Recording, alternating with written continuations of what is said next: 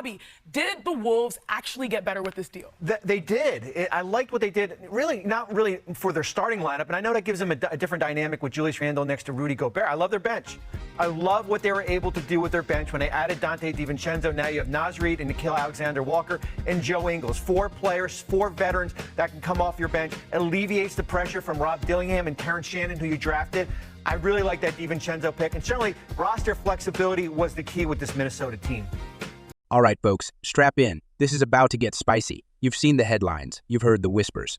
But Bobby Marks said it out loud. The Wolves got better after trading Karl-Anthony Towns to the Knicks. Yeah, let that sink in.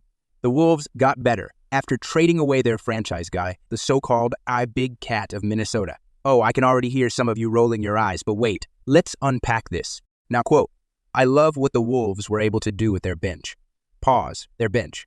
Really, we're talking about the same Wolves who were supposed to be building an empire around Towns, and now we're praising their bench. Oh, how the tables have turned. Okay, but seriously, let's not completely dismiss it. Bobby Marks is no fool. This isn't just a hot take for the sake of getting clicks. If we dig deeper, the Wolves actually did something sneaky smart here. Look, Cat's numbers in Minnesota were impressive. No one's denying that.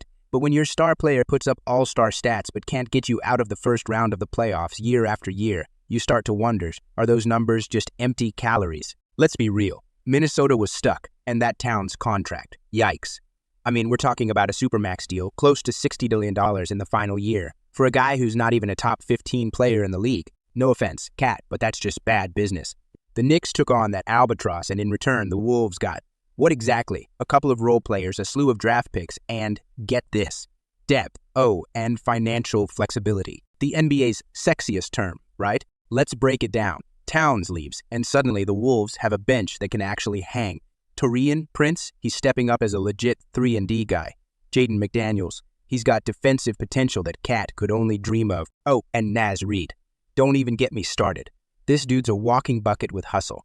And then you've got the picks. With all that flexibility, there's suddenly players in the trade market. Think about that. Now, here's the part where people really start squirming. I'm going to say it. Yes, Towns is an elite talent offensively, but defensively, the man is a liability. You ever watch him switch onto guards in a pick and roll? It's like watching a giraffe trying to tap dance. It's ugly. And that's the thing. Minnesota, with Towns, was trying to build around an incomplete player.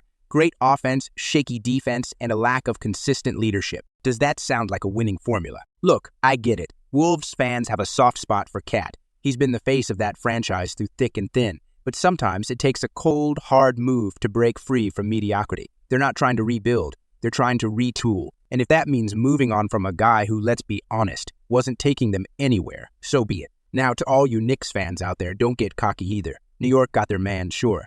But you better pray Towns doesn't fold under the bright lights of MSSG.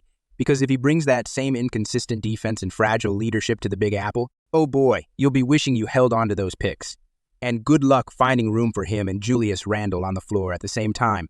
It's going to be a spacing nightmare. So let's circle back to the question. Did the Wolves really get better after trading Cat? The controversial answer? Yeah, maybe they did. But the Knicks, they've got the big name, but they might have just bought themselves a future headache. I'll say it again. Minnesota was stuck, and now they're not. They've got a path forward.